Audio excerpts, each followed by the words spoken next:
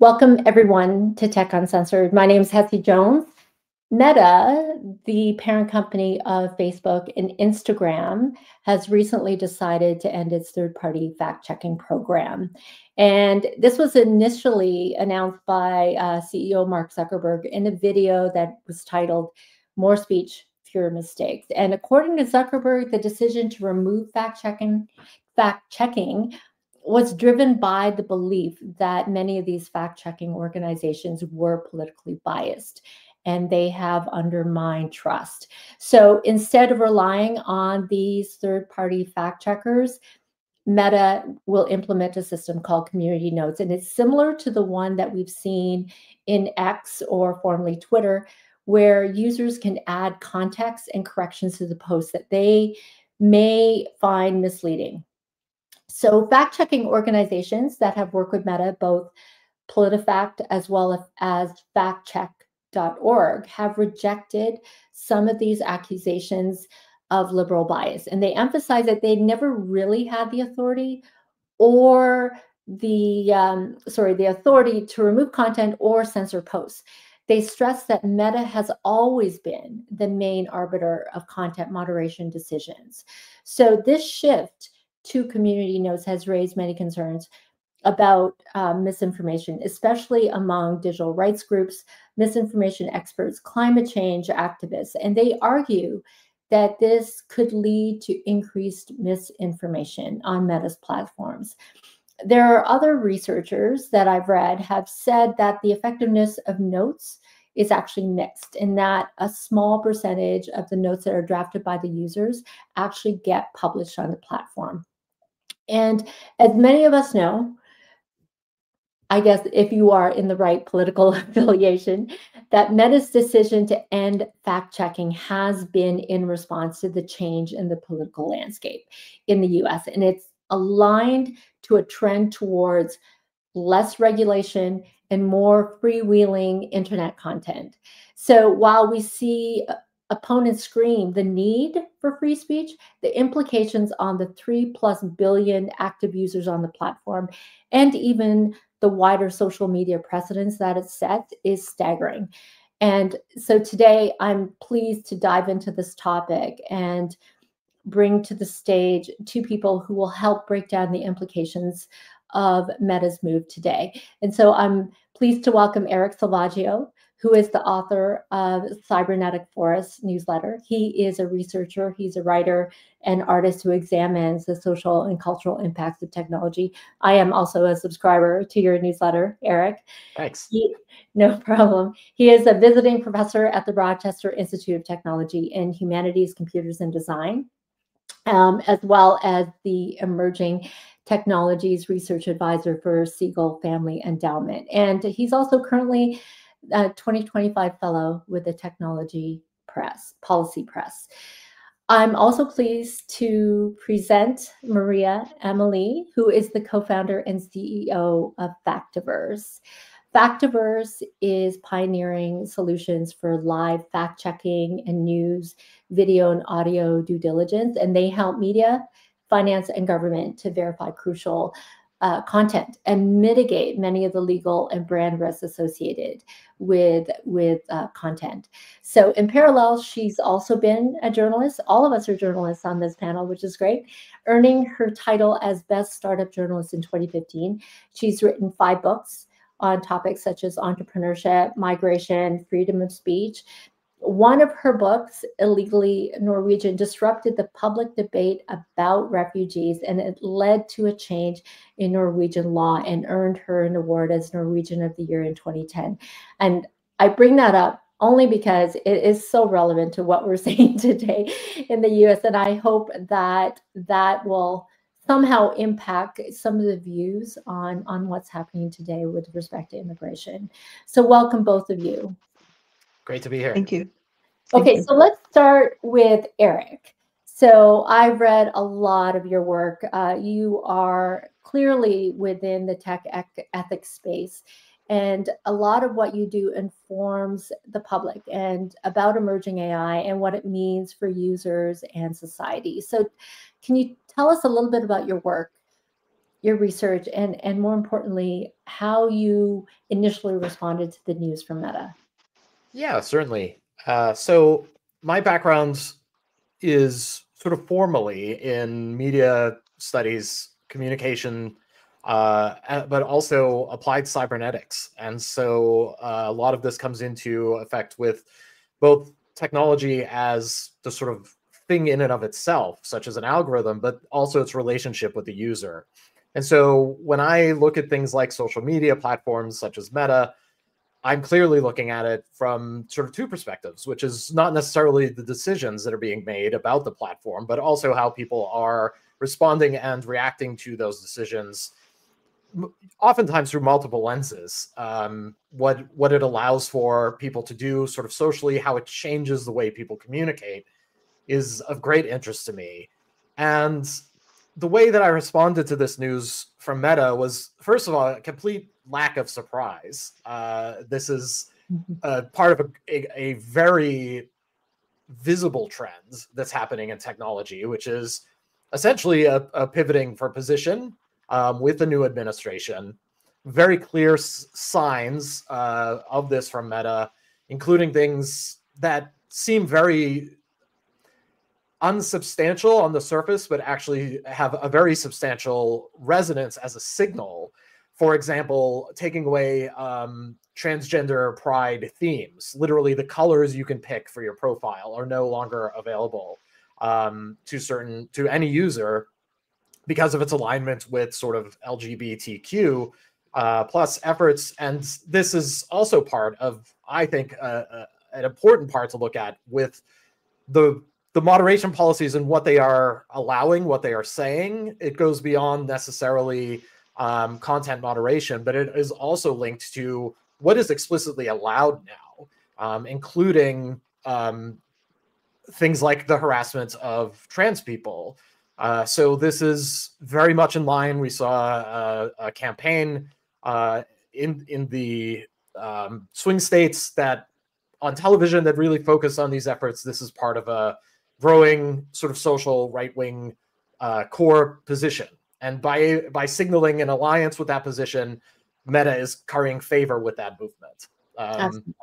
Yeah. The one thing I will say is that the I guess the desire to moderate content to make sure it's right is also a moral decision. It's a moral decision to exemplify, I guess, the values of, I would say, the majority of humanity that really wants to ensure that people are informed by the right choices.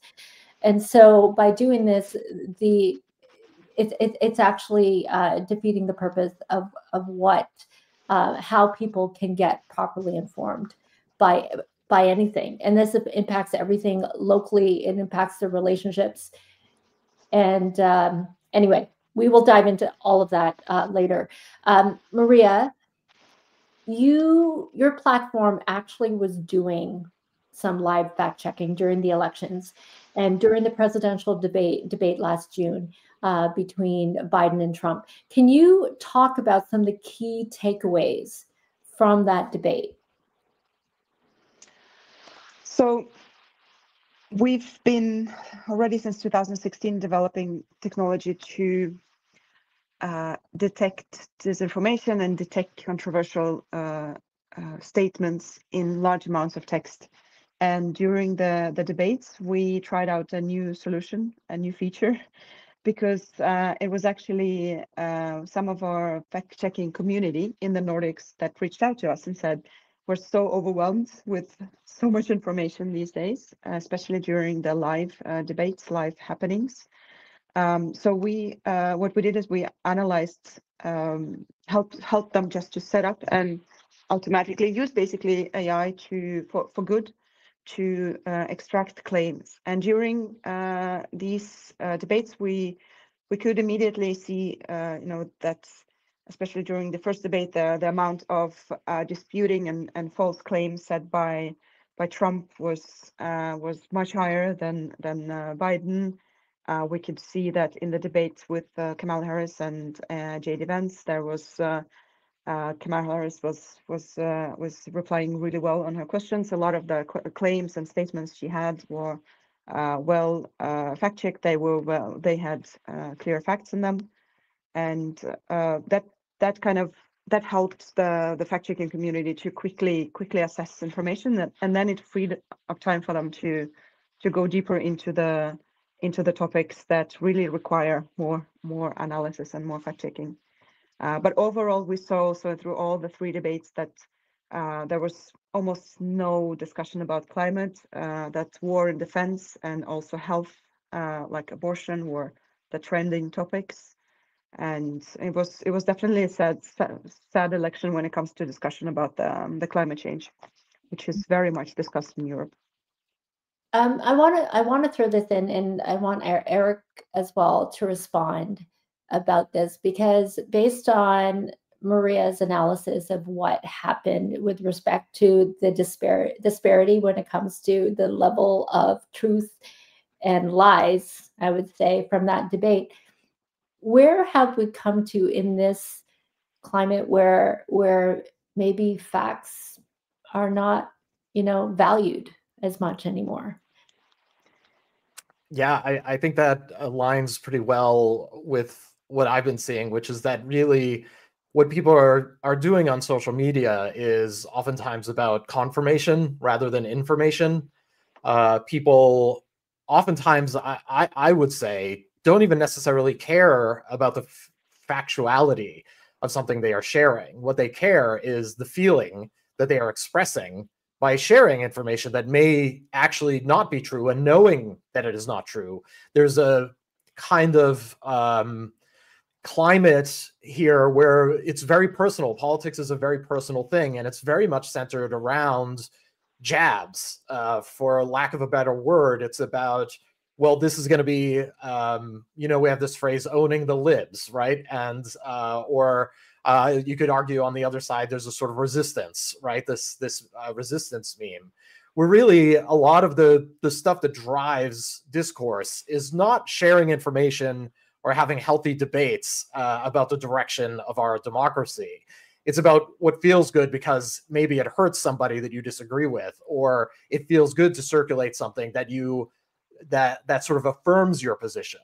And this comes down, for me, to the realization that social media has always been about asserting identity. Everything that we post is about who we are, and now that includes the facts that we are selecting. So there is, unfortunately, not an environment on social media that really facilitates this sort of purpose-driven debate and discussion about reality. It's really about asserting a kind of halo of reality around oneself and around the things that you see and the things that you share and the things that people are responding to, that confirms a kind of position in the world, oftentimes an ideological position. Yeah, and I think this is why this becomes more of a heated topic, because we know what has happened in the last, let's say, 10 years with the rise of fake content. We've seen impersonation, we've seen attacks against groups and women. You've alluded to the LGBTQ community now that has been dissolved to you have to decide whether or not you are one gender or another, right? What your rights have now been impeded to a certain extent. What are the wider implications from a health perspective? I'll ask Eric this, to the community. I mean, wider implications, unfortunately, I think, is that it is going to drive more division. One of the things that I find really frustrating, and have found really frustrating, about social media around the frequent misinformation campaigns that are sort of engineered on these platforms, depending on who the actor is, you can assign it to anyone, including just people who really want to make somebody else angry, all the way up to state actors. But there is an engineering of division, and one of the things, when we extrapolate from that to sort of beyond the social media platforms, one of the things that I worry about is what happens traditionally in societies where speech is no longer seen as a way of achieving political ends. And more as we clutter this landscape, and it's not just about moderation, it's about so-called AI slop. We don't know what's real, we don't know what's fake, we can't make sense of it. It also becomes extremely easy to dismiss things we disagree with. The algorithm does not reward consensus, it rewards aggression and hostility.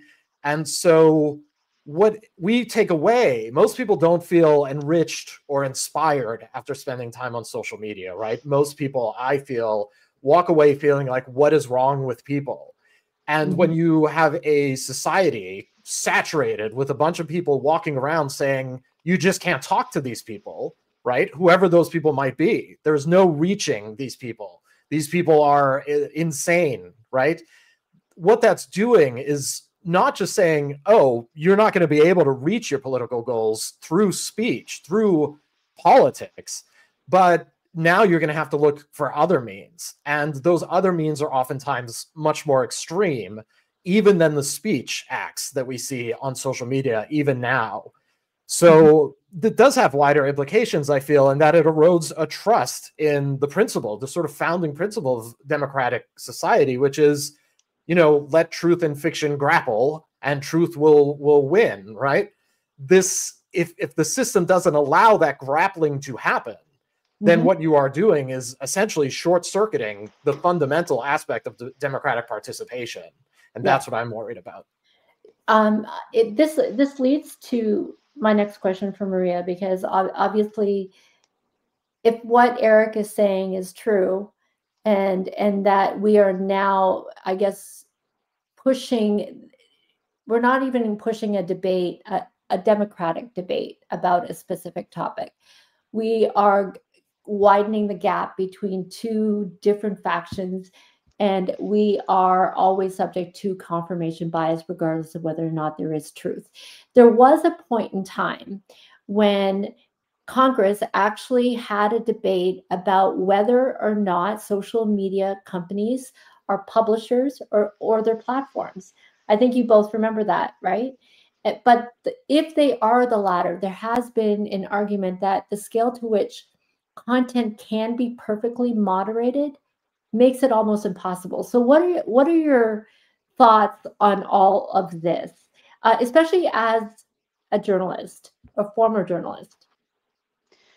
I look back at the time when we were embracing social media platforms. Arab Spring, things were happening on those social media platforms. They were invited to the White House, and they were basically like these amazing role models. All of these found dropouts and heroes almost. And I think we were not critical enough to the work they were doing and the way they were developing their algorithms, because and I agree with Eric with some of the things that you raise is they have these platforms kind of change some of the way we understand and read information now, and how we also share information.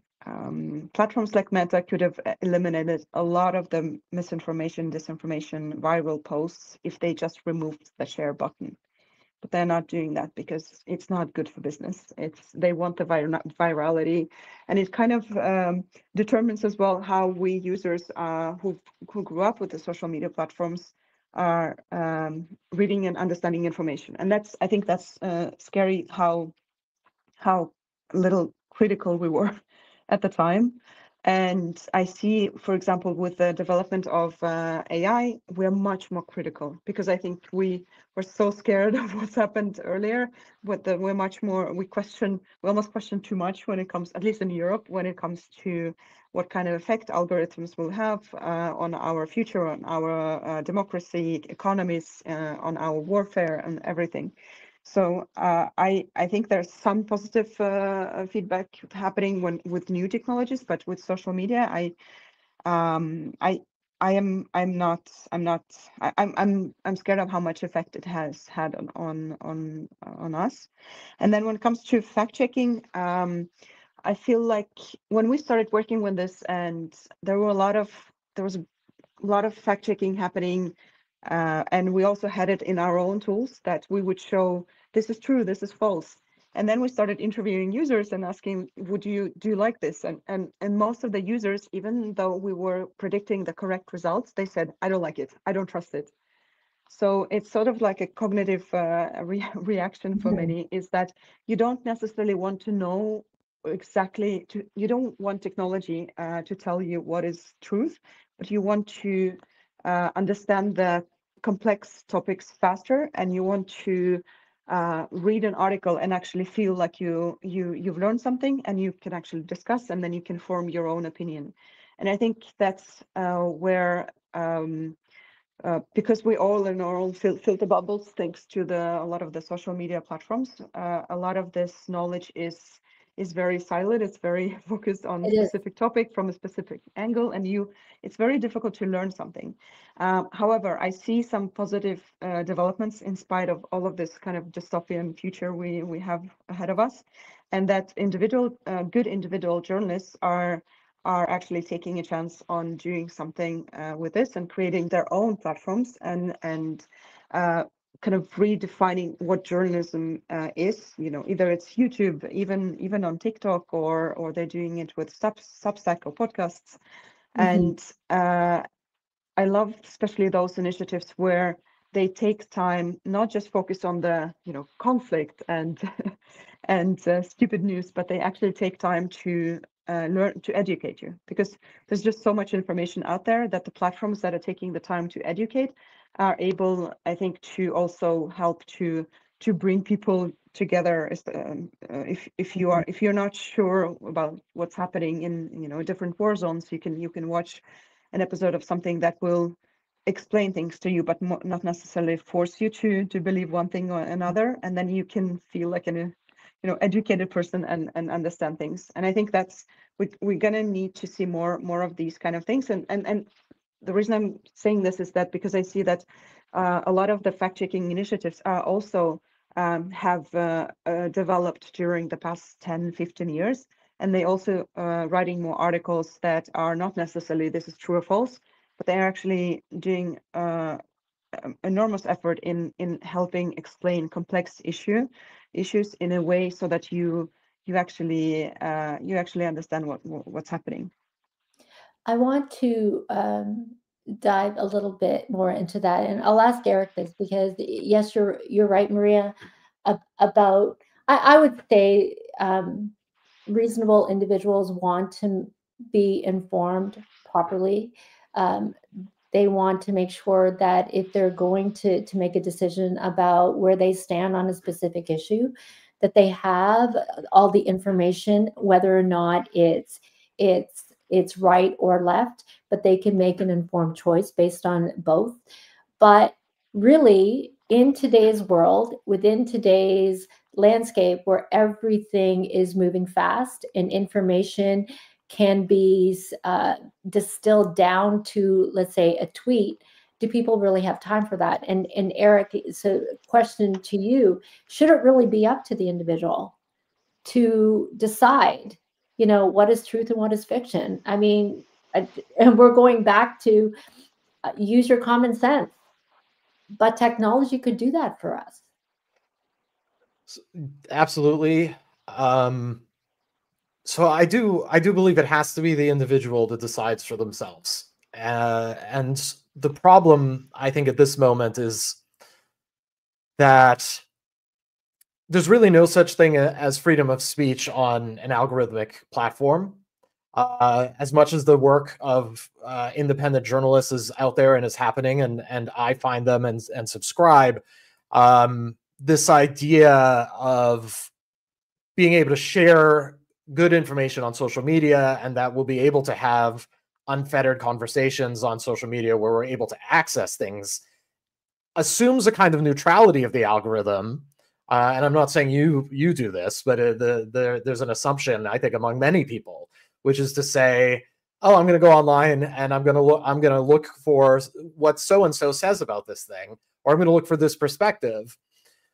where really the algorithm surfaces things that get responses that is tied to responses of people who are similar to you, or oftentimes people who are the polar opposite of you. And so if we're relying on a filter system, external filter system, besides our own critical reasoning abilities, we are beholden essentially to passing off some of that access.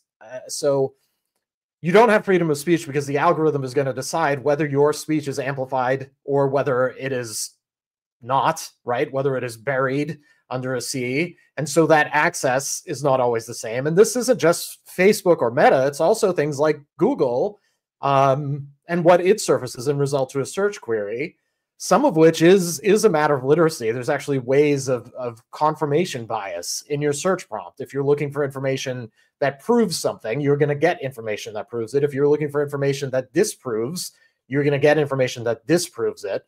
You're not going to get something that says, here's one side, here's the other.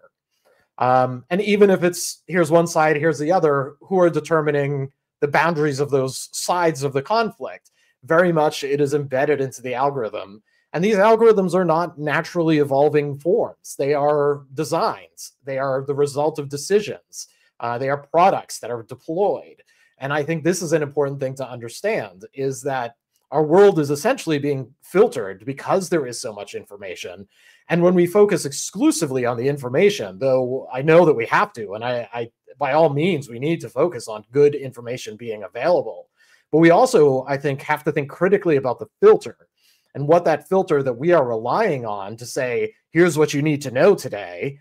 What is that filter? Who's responsible for that filter? Is it a journalist that we trust, or is it some massive sort of prescriptive process where 16 engineers in 4 different states and 3 different countries are building tiny pieces and don't even see the whole thing themselves?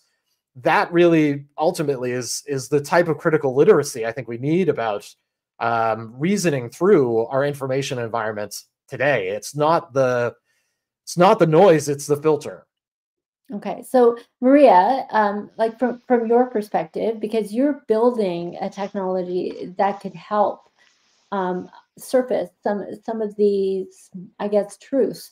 But the reality, as per Eric, is that how does a technology like yours play with a social network, and how do you influence the information that gets surfaced on your platform versus what actually gets amplified on social media? Yeah, I very like your points, Eric.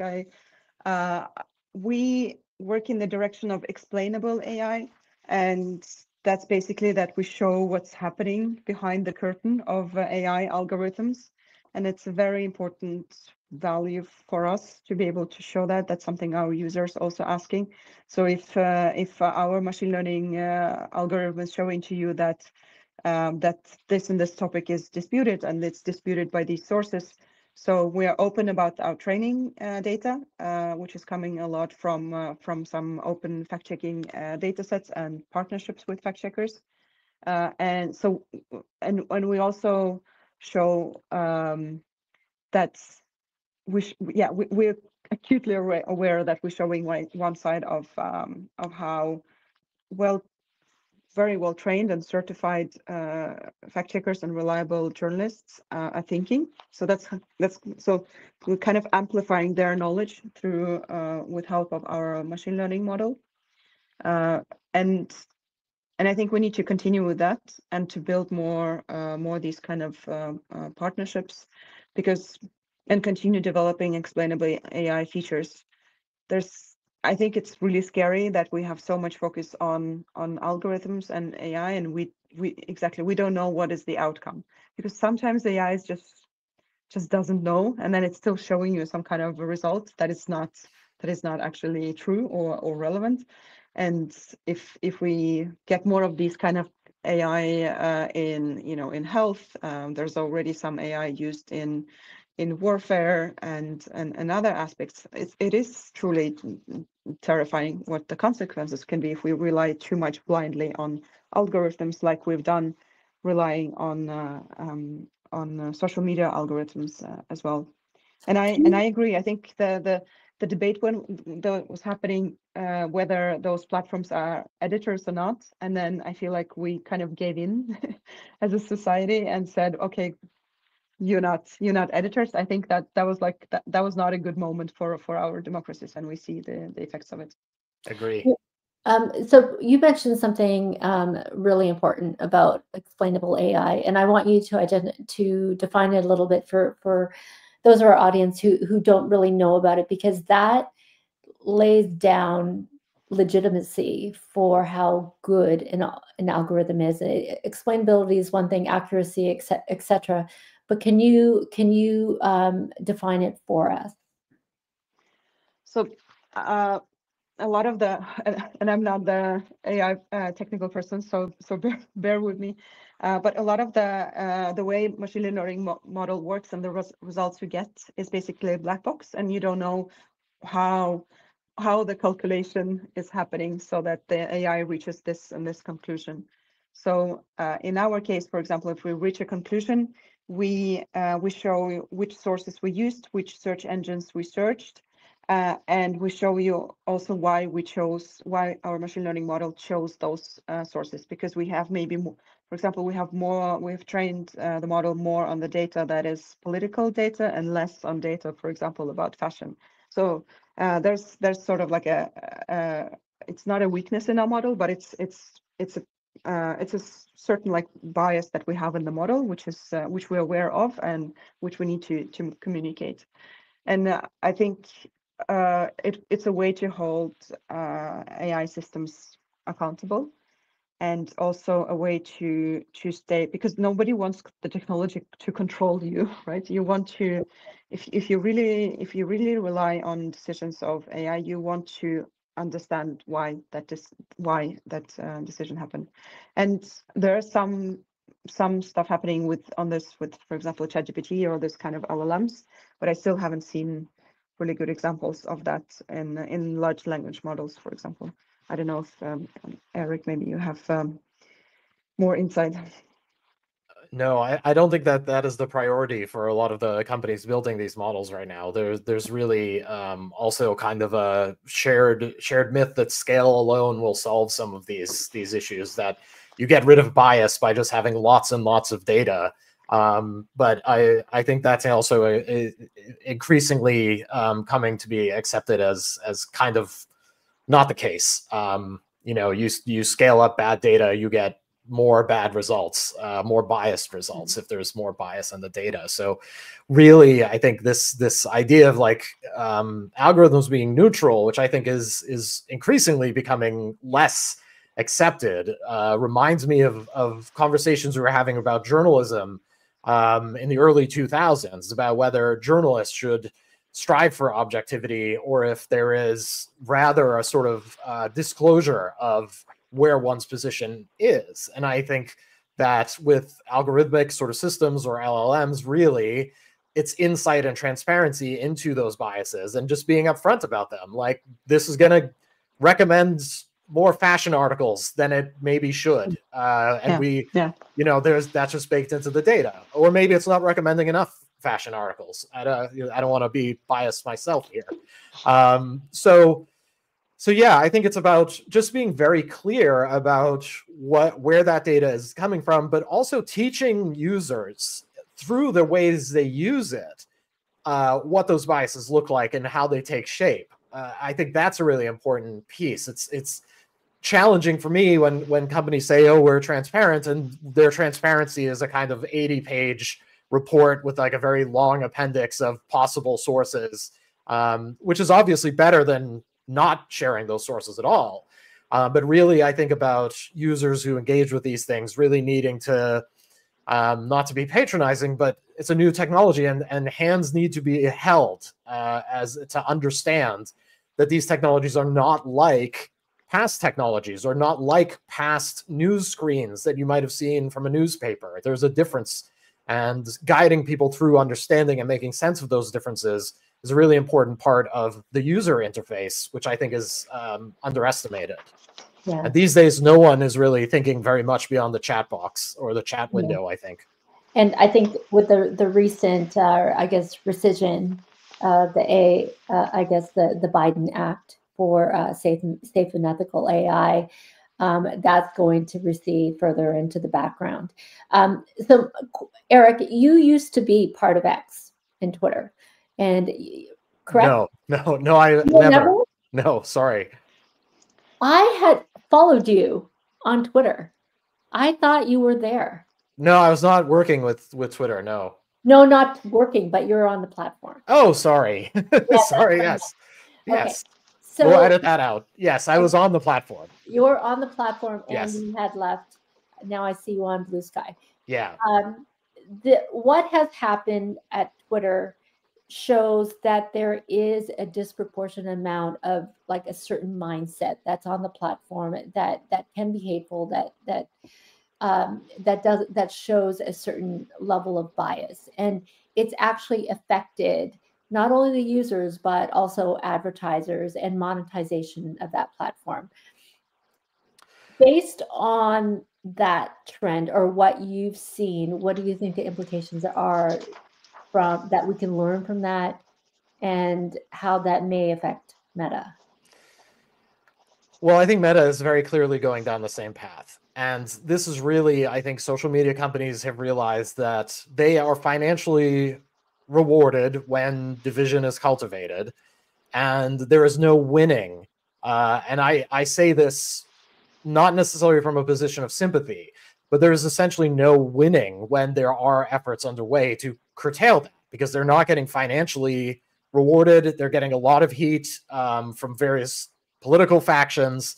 And really, I think the temptation is to simply say, well, that's not us. That's not our job. We aren't a platform for news and information. We aren't media. We're actually a telephone company. And so we can't control what you say on the telephone, right? We're just there to connect the calls. But this is, I think, a fundamental misread of what they are. Of course, this is also because they said that what they were, they got rewarded for it through the laws that were passed because we took them at their word. But now, by absconding from that responsibility to moderate at all, we see the opposite, which is they can lean into the sort of more toxic traits of social media. And really what happens is we often say, we talk about this in a political framework, that there's sort of left and right in politics, but there is political frameworks or disagreements of all kinds that are being amplified. And one of these things is conversations around artificial intelligence, for example. They're extremely divisive, and they are more divisive, I think, than they would have been had this technology emerged elsewhere or in some other way than on social media. But there are divisions where really the mechanics of these algorithms are quite literally to show your position to people who are going to hate you for them, who are going to disagree with the thing that you've said, because that generates interactivity, and that is the KPI that they are seeking to measure. So I think we're going to see more and more of that leaning into that more sort of toxic algorithmic structure and away from any claim to responsibility, which is going to translate more broadly into a lot of the way that technology is going to say, well, it's the way the user uses it. And we've been seeing this with OpenAI recently as well. They're basically have advocated in a recent blueprint for the Trump administration to say, it's developers and users who can abuse our technology. It's not us. And I think that's a fascinating and very wrong argument, to put my cards on the table. Yeah. That's almost similar to the platform publisher argument. Yeah. And so they say it's not us, but we can become enablers, or we can become arbiters of what's considered the norm or the values that exhibited by the majority. Maria, I want to ask you, because your organization is in the EU, and as we know, the GDPR, the AI Act, they're very strong, and they're much stronger and leveraged in that region, and they have imposed significant fines among big tech. Can you talk about what this new move by Meta has with among the users that are in the EU, and what it really means for them, and especially how the legislation may respond to this new rule. Yeah, I love it. I love that we have all these kind of regulations. It might sound like a hassle. It's a lot to learn, but it also kind of makes us, everyone who starts a business in Europe, makes you aware of your responsibility to your users, and how you learn how to build digital trust, which is, and trust is always good for business. And I'm curious what's going to happen with Meta in Europe because of the Digital Services Act, and kind of that forces platforms to be mindful of kind of content they have, and also moderate content more than they would do in US. So I've seen there are articles in Guardian, for example, and Financial Times as well, that are looking into exactly that. What will happen now with Meta in EU? And my guess is that they might actually keep some of the fact-checking initiatives still in Europe, because a lot of the misinformation, disinformation that fact-checking organizations have been analyzing on platforms like Meta is really harmful. It's about health. It's about false information about, for example, crypto. That is really harmful to the public debate and also to people's economy. So we might see that it was a very big thing to say that we're not going to have any fact checking anymore. But I think once they actually start executing this rule, we're going to see some changes, some different local adaptations to that, and also I think in Europe we care, and I think people care about this, brands care about this all over the world, is what kind of information do you want your brand to be associated with?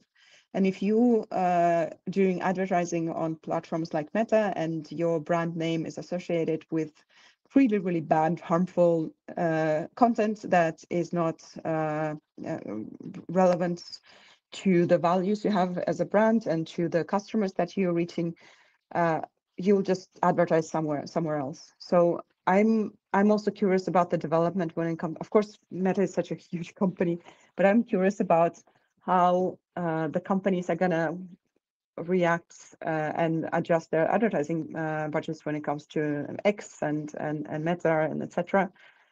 And especially in the time when currently there's World Economic Forum happening in Davos, and they have worked a lot on this kind of framework for digital trust, how the more society becomes more digital, consumers need to be able to trust the services that they're using. So brands are not just able push whatever and sell whatever they want. They actually, all the big corporations, they actually need to spend time and resources on what kind of content they are publishing, whether it's trustworthy, whether there are some data leakages when their customers sign up and start using their services, if there are some hacks. So there are many aspects to digital trust, but I'm really happy that this discussion is happening, because it's very like, people care about trust, and people care about trust in big organizations and people care a lot about trust also in government and in defense, and how to ensure that the audience gets the right and the best information. So it seems like almost some of these tech companies are not, they're not in what's happening with the rest of the world. Yeah.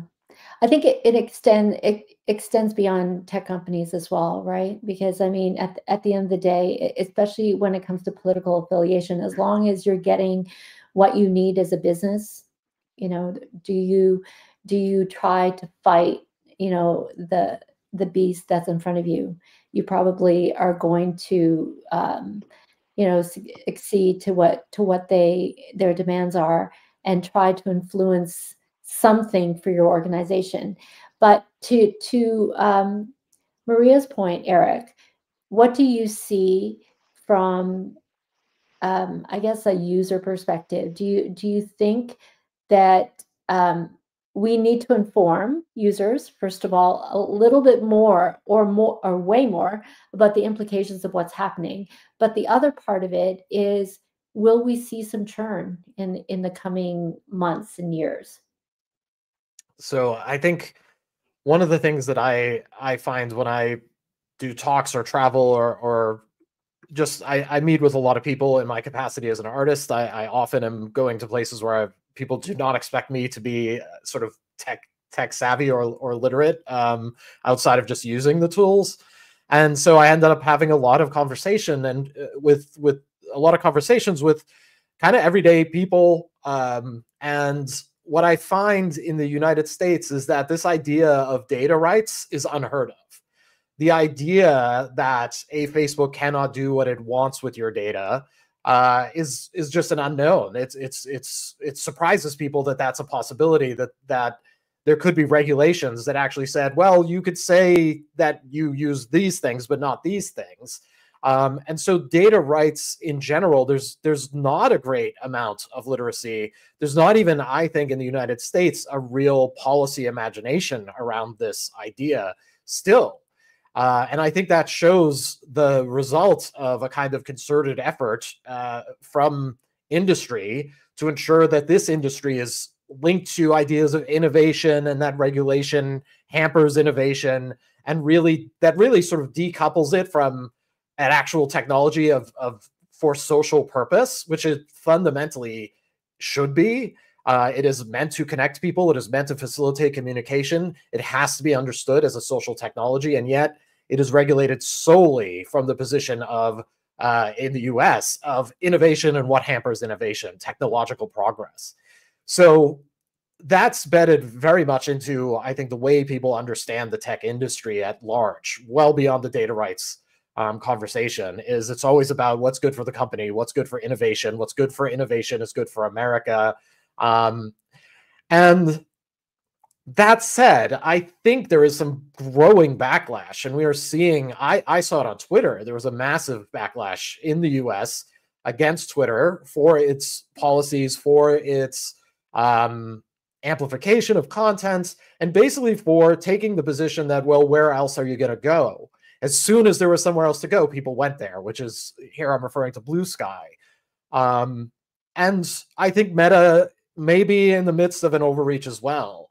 I don't think that Mark Zuckerberg is going to get as much as he thinks he's going to get for these concessions to the Trump administration, to the extent that they are concessions and not just what he's always felt, but where this is not a psychoanalysis of Mark Zuckerberg podcast. But we know that there is backlash, and we know that it's very easy right now. There's a kind of, we're in a period, a honeymoon period, where we're really overestimating the amount of support for a lot of these policies, really overestimating what it says about America to have elected Donald Trump, not necessarily just politically, but for what its appetite is and for its trust in tech companies. I really don't think those things were related to people's votes to the extent that people think they were. And so to the extent that these companies are walking out over an invisible ledge, they are about to realize that this a gravity that is holding them up is an illusion. And I think we're going to see some falling in the next couple months. Okay. It's also bad leadership. Like, you had all of these super engaged and interesting journalists, fact checkers all over the world who contributing to your platform to make it more better and more credible, and then you just go out and you belittle all of the work they've done and completely kind of discredit their efforts. It's just, it's not, he's not a cool boss. No. Can I ask, and this is going to be our last question, because both of you as journalists, can you put that hat on and tell me what the implications are for that profession, but also because of the role that journalism has played in the past as being the arbiter of truth? Like, what does that mean today and tomorrow? Maria, do you want to start? Yeah, I can start, and I I am very careful with my journalist hat because I'm not a journalist when I do a business, and I completely focused on that. But from like general perspective of what we see by talking to a lot of journalists and fact checkers is that there is sort of like an existential crisis happening for many, because many are asking themselves, what is the meaning of what I'm doing, and how can I make an impact? How can I contribute to positive change? But I think there are a lot of people who are just regrouping, who are thinking through how they communicate, how they make the news, how they reach younger audiences. I think the Norwegian State Channel and NRK has, for example, done a fantastic job on their climate reporting, especially towards the young people, because their climate reporting before was, as everywhere, a very, very doomsday, everything is going so bad. And then they just realized that they are not getting the younger people to actually read it and care about the climate.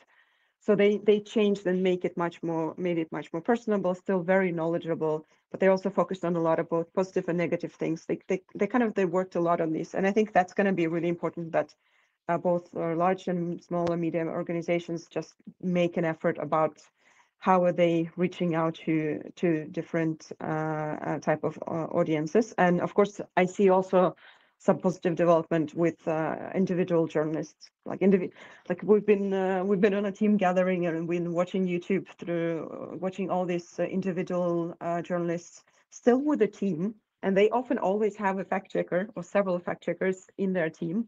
But they're using kind of different way of sharing and explaining news. So I think we're going to see more of that.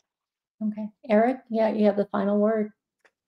I think it will come down to networks of trust and building networks of trust. I think that one of the things that is falling away from journalism is the idea of the institution serving as a kind of backdrop that verifies you, for better or for worse. I'm not saying that's a good thing, but what I do believe is that journalists who lean into creating communities of their own and relationships with those communities that feel more authentic is going to be, in a sense, a way of verifying that the information that you're sharing with those communities is accurate and trustworthy. And it really is going to increasingly come down to, who are you as a journalist, and why should people trust you?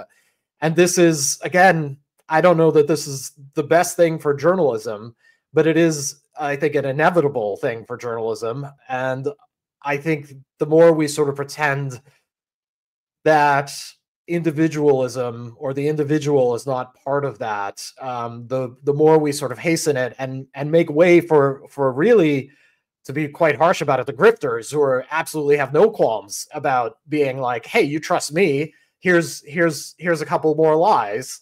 So I think what I hope to see is that social media platforms that do not sort to the extent that the algorithms have on Facebook and Twitter, but actually allow for network effects of trust. I trust this person follows this person. By extension, maybe that person is trustworthy, becomes more transparent and more legible and more understood and more centered in the conversation. Because I think what I see on Blue Sky is that, a bunch of people that I trust find this source of news to be reliable. I'm more likely to trust it. I'm not going to take off my critical thinking, but I'm more inclined to trust it. And that has a deeper resonance to me than any sort of verification badge ever did, whether it was just someone paying $8 a month for it or not. So I do hope that we come back to center relationships and communities as a way of establishing trust and verifying trust. I think that's a really important thing. Okay, thank you so much. And thank you. I think that's all we have time for today. I thank you both, Eric. Thank you. And Maria. This is an engaging discussion, and I think the next 4 years are going to help define an alternative order, what's in store for the rest of us. So, let's just sit tight and see what happens and see what we can do to influence in a positive way. So for our audience, if you have topics you want us to explore, please email us at communications@altitudeaccelerator.ca.